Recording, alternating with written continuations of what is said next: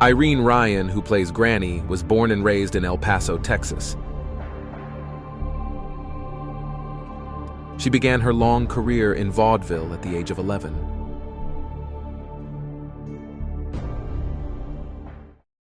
Come and listen to my story about a man named Jed. A poor mountaineer, barely kept his family fed.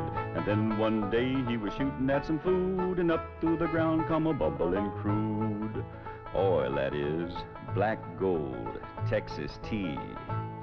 Well, the first thing you know, old Jed's a millionaire. The kinfolk said, Jed, move away from there. Said, California is the place you ought to be. So they loaded up the truck and they moved to Beverly Hills, that is, swimming pools, movie stars.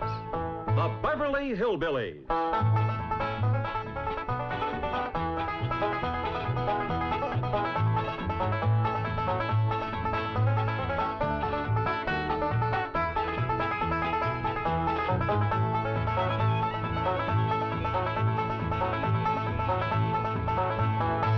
Come along and visit with the Clampett family as they take you to their mansion in the hills of Beverly. And when they do, you'll run into a friend of theirs you've met, that good old friend with filter blend, Winston Cigarette. Winston tastes good like a cigarette should.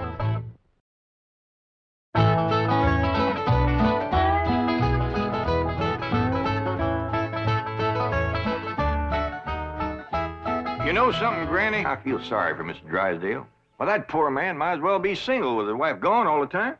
He's a lost soul, Jed. I was glad you invited him over for supper last night, but even my cooking didn't cheer him up. Yeah, I noticed he hardly touched his plate of grits and possum belly. Even when I spooned on some gopher gravy. He didn't perk up till after supper, and Pearl started playing and singing. Don't tell me he liked Pearl's bellerin'. Bellerin', it was yodeling. Well, it curdled the milk clean out to the kitchen. Oh, I've thrown shoes at tomcats that made prettier music than Pearl. I sure wish you two women would get along together. We ain't gonna get along together till she learns to stay out of my kitchen. I bet she's in there right now, sticking her long nose into my pots and pans. By dingy, if she is... Now, Granny, you just cool down. Really, me, Jeff Green, what in the world have you been doing? Playing ball with some fellas down in the pasture. What's that thing? Well, this here's what you call a football helmet. Really, me, I'm pretty near positive that a ball gown ain't for playing ball in. Well, the fellas seem to like it, didn't they, Jethro? They sure do, Uncle Jed. They's waiting for us right now to get some money to buy a new football. What happened to that one? Well, Jethro was going to throw me a pass, But I grabbed it too hard, and it busted. I ain't gonna give you the money for another one. Oh, heck. Well, that's all right, Jethro. Remember, they said they'd be just as glad to play with us without a football. Come on.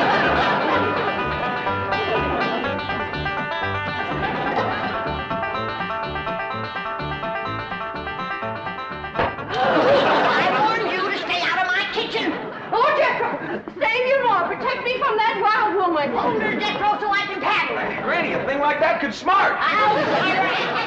Put me down, big overgrown, put me Hey, what's going on here? Jethro, put your granny down. He was fixing to whomp Ma. I'll whop her. Here, Ma, now it's a fair fight. Nobody's gonna whomp nobody. Well, then you tell Pearl the next time she sticks her nose in one of my pots, I'm gonna cook it. It is my bounden duty as a mother to supervise the victuals of my growing children. Don't tell me they is still growing. The Clampett side of the family has always been big, strong, strapping folks. It's your family that brought in the runts. Who you call a runt? I think she meant you, Granny. He's about as helpful as a high wind in a prairie fire. Come on, Pearl, you and me's gonna have a talk. Jethro, you stay here and help your granny cool down. Okay, Uncle Jed. Granny, would you rather I held you under the faucet here to cool off, or took you out to the cement pond and ducked you? Try either one, and I'll bash you flatter than a gander's arch. Now, Pearl. Cousin Jed, I know just what you're going to say. You're going to say, Pearl, stay out of the kitchen. You're going to say, that's Granny's kitchen and it's none of your business. You're going to say, stay in your room where you belong. That's what you're going to say, ain't it? Ain't nothing like it at all. What I was going to say was, it seems to me that a handsome widow woman in the prime of life ought not to be hiding herself in the back part of the house, working over steaming pots and pans and dipping her panty playing fingers into soapy water and hoarsening up her beautiful singing voice yelling at Granny. That's what I was going to say. Praise be. Why don't I keep my big mouth shut and just listen? You know, Pearl, you got the gift of making music. And I reckon there ain't nothing these city fellas likes better than that. Really, Jed? Yeah, remember last night Mr. Drysdale was here and you was playing and singing and yodeling for him? Yeah. You brung that poor lonesome man a lot of happiness. Jed, you ain't agreeing in me, are you? I'll give you my word. Remember that song you sung, The Flowers That Bloom in the Spring, Tra-la? Yeah. Well, you had Mr. Drysdale believing it was spring. No. Yeah. While you was still singing, he went, flung open the window, stuck his head out, and started taking deep breaths, just like he was really smelling them flowers. You reckon he liked my yodeling? Pearl, he like to went wild. I reckon them city fellas don't get a chance to hear much yodeling. 'Cause when you throwed your head back and cut loose, it really grabbed a hold of him. It did? He gripped the arms of his chair till his knuckles turned white. Then he commenced to rocking back and forth and moaning like he's under some kind of a spell. And his eyes commenced to circling in his head, and real tears run down his cheeks. Before you got done, he was limp as a dish rag. I had to help him to the door. Uncle Jed, I can't seem to do nothing to cool Granny off. Ain't no need to, Jethro. Your pretty, young, piano-playing Ma has decided not to hide herself away out in the kitchen. That's a good idea, Ma, because Granny, she'd find you and whomp you. Well, we'll see about Now, that. Pearl, will you stay out here and practice playing and singing and yodeling? I'll take care of Granny. I wonder if I should have told Uncle Jed that Granny's waiting behind the door with a skillet to whomp the first person that sets foot in her kitchen. Reckon I should have. Jed, I'm sorry. I thought it was Pearl coming in. Granny, you done shortened me. I'll make a poultice for your head right away now, Jed. Right away.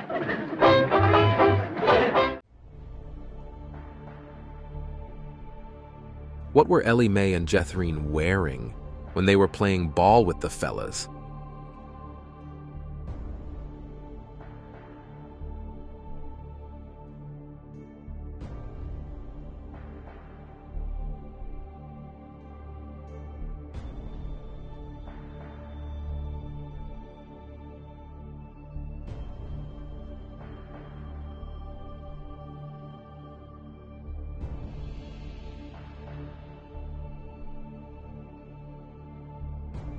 What were Ellie Mae and Jethrine wearing when they were playing ball with the fellas?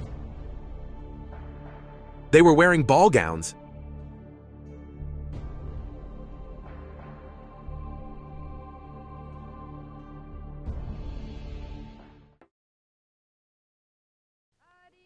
I'm telling you, Granny, you don't have to worry no more about Pearl coming in your kitchen. She's going to be spending her time getting herself a husband with her singing and yodeling. Jed, it ain't legal to torture a man into marrying you. You just don't realize the power Pearl's yodeling's got over men. Last night, Mr. Drysdale like to went wild. Pretty near drove me crazy, too. He loved it, Granny. I bet you he's got that yodeling ringing in his ears right now. I can still hear it. An unearthly screeching. Now, Chief, surely it wasn't that bad. Well, I can best describe it as the sound a woman might make if she were having her appendix removed without an anesthetic. Milburn, darling. Margaret, I'm so glad to have you back, dear. What a cunning hat, dear. Is it you? Welcome home, Mrs. Drysdale. Thank you. Milburn, I have the most marvelous news. I'm going to a health farm in Arizona.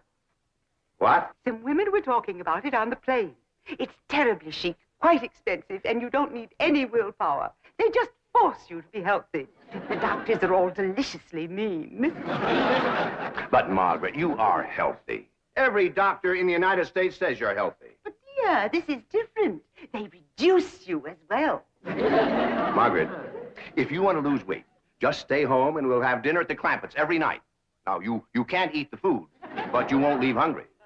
Because Cousin Pearl will yodel your appetite away. But Milburn, it's so fashionable to go to a health farm. Oh, Margaret, please stay home and run the place for a while. You have plenty of servants. Yes, but we have no one to manage the place.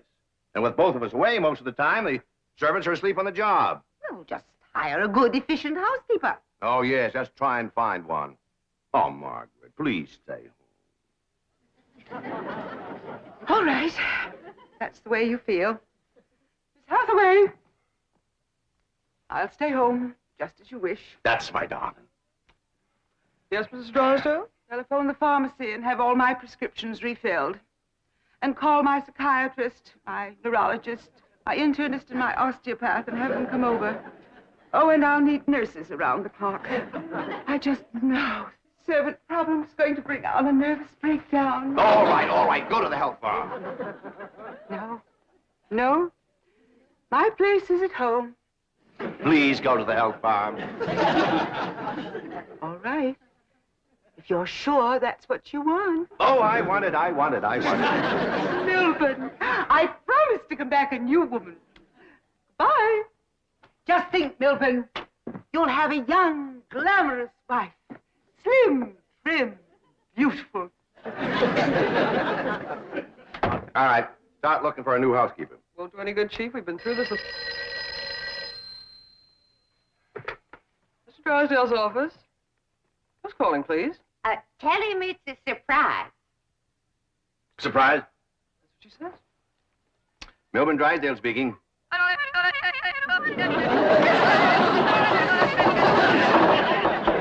in the world is that?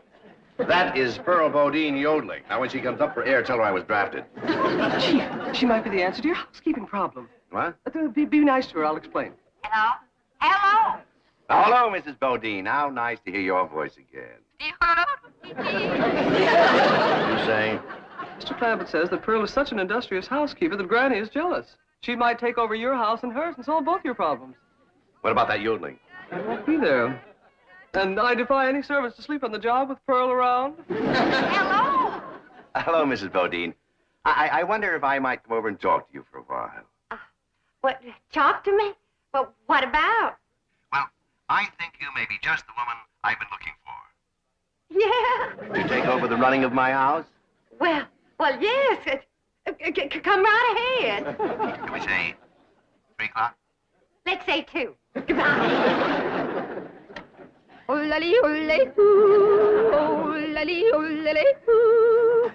Will you stop that infernal caterwauling of yours? It might be infernal caterwauling to you, but it's pure catnip to me.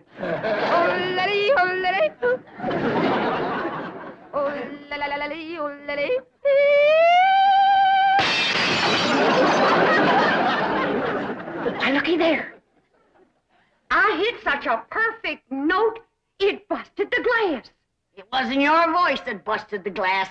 It was your face. We'll see who gets the last laugh when my sweetie comes. What, sweetie?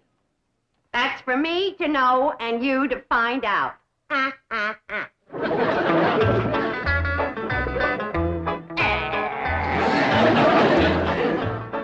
Sure is nice of you to share your soap with Miss Drysdale. Well, with my lye soap, she'll be happy to stay home and do her housework.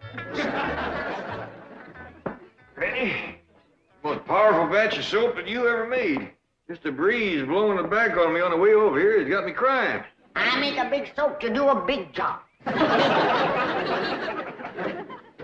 Arrivederci, au revoir, toodaloo. Howdy, Miss Drysdale. Hello. Goodbye. Where are you going? Milburn is sending me to a health farm. Martin, are we loaded? Yes, ma'am. Well, let's fly. Just a minute, Miss Drysdale. Granny and me brung you something. Yeah, honey. Take a good whiff of this. How nice of you. Tell the gardener to spade it in around the rose bushes. Toodaloo. Oh, just a minute, ma'am. Granny and me'd like to talk to you. I haven't time. The sooner I go, the sooner Milburn will have his new wife.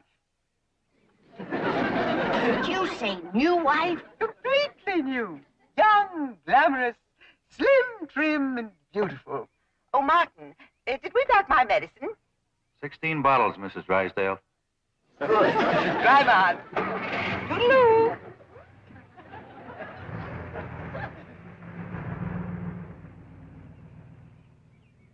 How could a woman be so cheerful about her husband getting a younger wife? You heard her. She's loaded. Yeah, both of them. Sued to the gills. Who do you reckon is the woman that busted them up? Hard to tell, Granny. There's so many young, beautiful women out here. Yeah, probably one of them glamorous movie stars.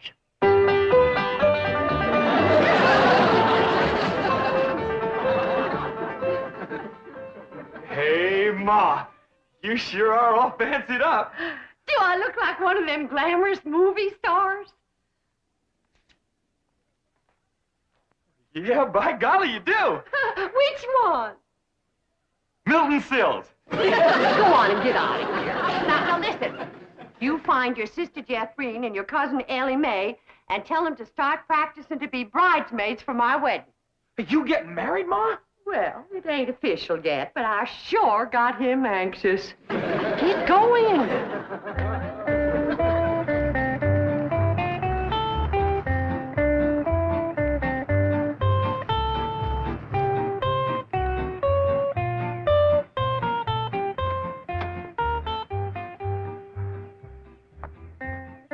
Pick me up in about 15 minutes.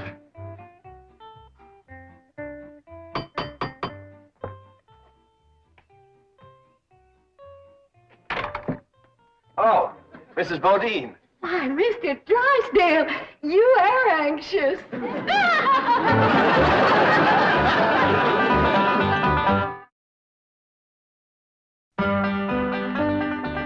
If I'd have had a little more notice, I'd have baked your sweet potato pie. It's one of my specialties. Oh. Won't you sit down? Thank you. Here, I'll take your hat. Yes, sir, I just love to cook, and I love to sew, and I love to keep house. Yes, I've heard you're an exceptional housekeeper. But I ain't one of them fussy ones. No, sir, not me. I say a man's home is his castle, and it is the duty of a woman to make him comfortable. Oh. Here we go. Yes, sir. A man works hard all day, and when he gets home, he has a right to enjoy himself. Take off his shoes and relax and listen to some soothing music to calm his jangled nerves. Please, Mrs. Bodine, not right now. Mr. Drysdale, I gotta ask you to keep a grip on yourself. We're all alone in the house. If you want me to keep a grip on myself, I must ask you not to play or sing or yodel. I understand. Kind of makes you go all to pieces. Yes, it does. Well, you just come on back, and you sit down. Why, Mr. Drysdale, you're perspiring. Why, you gotta get relaxed. Oh, please. A man can't say what's on his mind unless he's resting easy. Land sakes. And with that tie and collar a-choking you, it's a wonder you can talk at all. Oh, Mrs. Bodine, I'll be all right. Really, I will. Mr. Drysdale, you got a hole in your stocking. Oh, it's nothing to be ashamed of. When a man ain't got a woman around to care for him, them things is bound to happen. I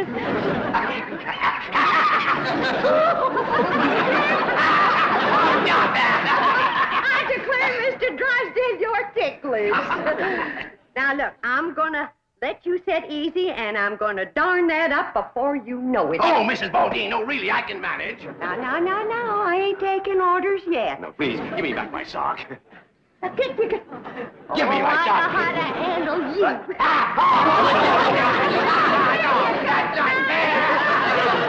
Uncle Jed, Granny, Ma's gonna get married. What? Oh, too. Well, she wouldn't tell me, but she was expecting him any minute. I reckon he's inside right now. Let's go in and see who it is.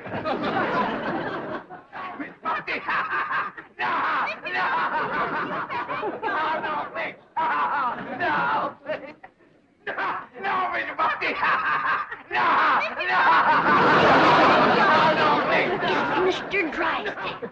I reckon Pearl is a young, beautiful woman that busted up his marriage. What? It's been her singing and yodeling that drove him to it. Mr. Drysdale. Mr. Clappett, it was just, your cousin and I were... Oh, no, we weren't. Jethro, leave the room. Leave the house. Did you have to come back right now? We was just going great. Pearl, what's the matter with you? Man crazy, always was. Mr. Drysdale, get yourself decent. I'll be back to talk to you.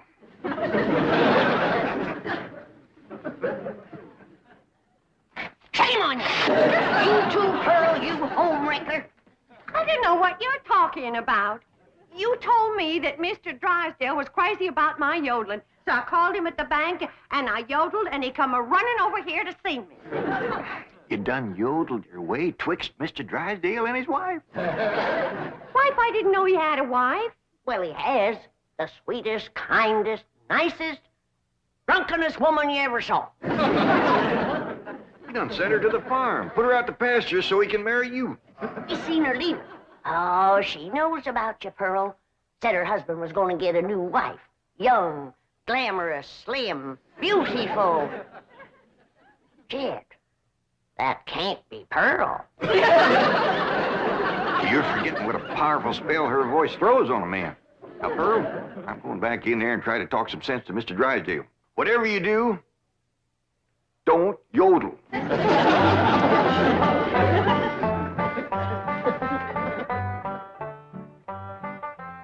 Oh, Mr. Clappett, I'm terribly embarrassed about the picture we must have presented when you came in, but I assure you I wasn't at fault. Yes, your cousin Pearl is one of the most... Yeah, my cousin Pearl admitted that she called you on the telephone and stirred you up. But she didn't know you were going to send your wife away to make room for her.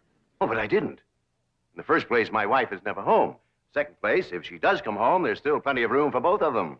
Mr. Drysdale, I hear tell that you folks out here behaves mighty different than we's used to. I know you're carrying a heavy load on account of your wife.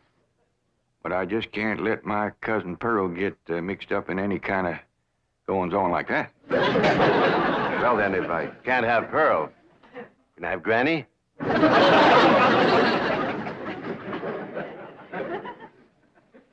Lord love you, you're a desperate man. What are they saying? How can I hear when you keep pestering me? Mama! Oh! Jed told you not to yodel. I was screaming. Tell the difference.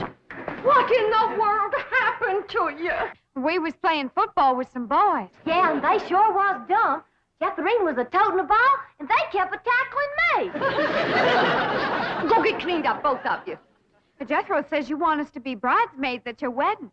Yeah, who you marrying, Aunt Pearl? What's his name, Ma? Puddin' and Tame. Ask me again, and I'll tell you the same. Now, get upstairs. That's a funny name, Puddin' and Tame. Oh, Ma don't care. She once said she'd marry Humpty Dumpty. Well, I like Jethrine Tame better than Jethrine Dumpty. Yeah, both of you. That poor man in there is so sick of his drinking wife, he is wanting to marry either one of you two. Last one in is an old maid. Ready? We's trying to save the marriage, not bust it up, and I think I got an idea that'll do it. I want you two to wait in the kitchen, and when I bring Mr. Drysdale in, I want the two. Yes, sir, Mr. Drysdale. Both them fine, hard-working, good-cooking, housekeeping women is in the kitchen there. All you have to do is go in there and take your pick. Oh, this is marvelous of you. Nobody knows. Oh, no. And they took the pledge.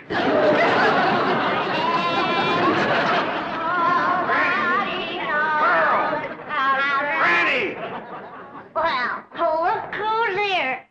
It's old Jed himself. And there's Milburn, baby. You fellas want to dance? Come on, let's have a little dance. Come on now. You can't dance in there. Why not? It's all downhill. Take your pick now, Mr. Drysdale, while I can still walk over to your house. Oh, he's gonna pick me. Ain't you, sweetie Milburn? Oh, no, he ain't. He's gonna take me, ain't you? You get your banker grabbing hands off of him. Will you shove it, fella? Will you shove it, huh? I'll show you. Shove it there.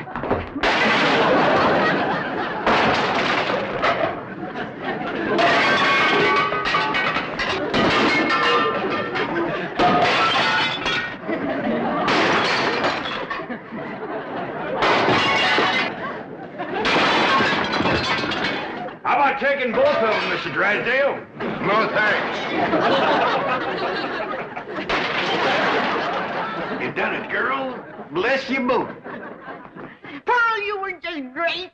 So was you, Granny, darling. Together, you saved that man's home and you saved his marriage. Now, don't it give you a good feeling? Yeah. Well, I'm kind of winded. I think I'll go upstairs and rest. Call me when lunch is ready, Granny. Oh, now, just a minute, Pearl, honey. We got a lot of mess to clean up here. But, Granny, darling, you give me strict orders to stay out of your kitchen. Remember? Why, you low down, no good. Here we go again.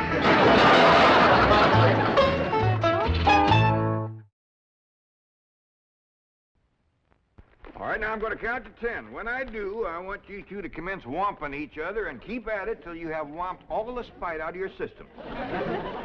Wait a minute, Granny. Wait till I count to 10. And while I'm counting, let's all three of us have a few puffs on a Winston.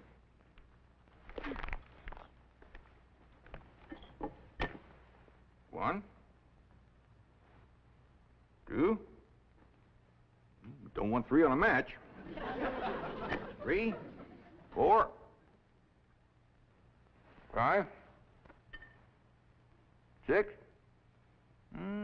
This Winston sure is a pleasing cigarette, ain't it? It sure is. Yep, that's one thing I gotta agree with Granny about. 7. Somehow it takes all the spite right out of you to be smoking a Winston, don't it? 8, 9. Yep, Winston tastes good. Like a cigarette should. 10.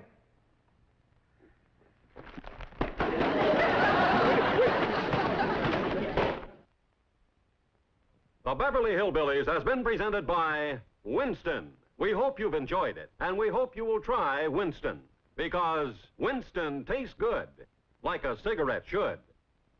Well,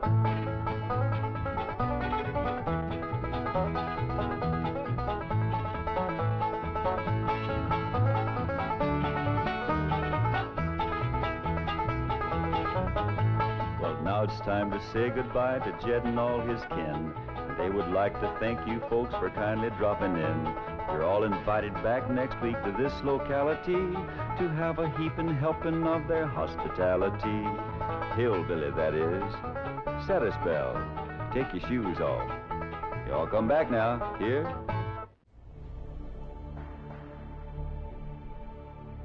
What funny thing did Pearl learn about Mr. Drysdale?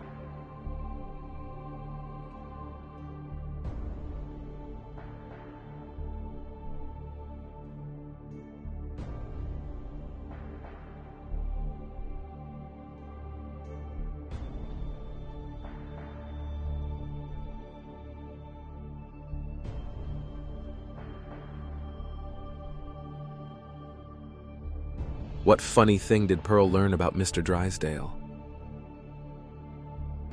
That he was extremely ticklish.